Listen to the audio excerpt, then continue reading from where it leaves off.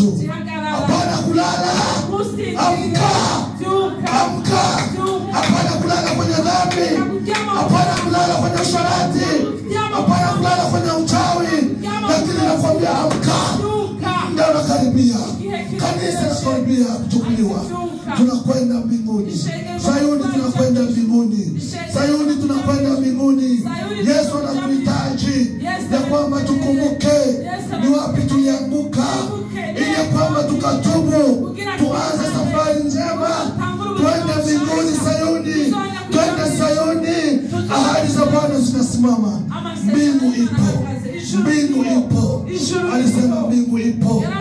Kwamba anakwenda kwa Baba kutuandalia makao, ili pale alipo nasi tuwepo.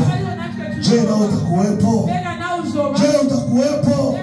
Mambo yanayofanya leo yataruhusu uwepo mbinguni. Mambo ambayo yanayofanya yataruhusu ibe ozana mbinguni. Mambo ambayo yanayofanya yataruhusu kule pamoja na Bwana. Mambo ambayo yanayofanya yataruhusu uishi pamoja na Yesu milele. Kama haitawezekana hayo ambayo unayafanya, ukiona ya kwamba haitawezekana, ukiona ya kwamba haitakuwezesha kwenda mbinguni, Biblia inasema kama uyaache. Kama ni uchawi acha, kama ni washerati acha, kama ni kutetana acha, kama ni kudharauana acha, kama ni kiburi acha, ili mradi tuingie mbinguni. Haleluya. Tuache dhambi. Dunia itakwisha. Yesu atakuja. Yesu atakuja. Atakapokuja Sayuni, atakutana uko tayari. Atakutana uko tayari. Atakutana uko tayari. Atakutana uko tayari.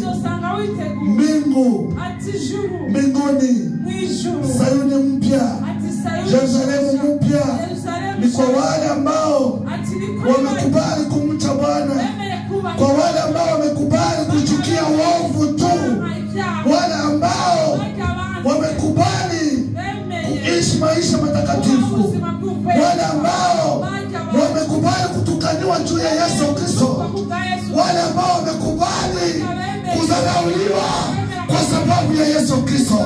Je, uko pamoja na wao? Je, uko pamoja na wao? Je, uko pamoja na wao? Tusimame tuombe. Tumwambie Bwana, tuko hapa tuwezi. Tumeanguka katika dhambi. Tumelala katika usharati. Tumelala katika uchawi muda mrefu. Nasi tunaomba kuamka. Tunatamani kuamka tuwezi. Tunaomba Mungu tuamshe. Tunaomba Mungu tuamshe, ili kwamba nasi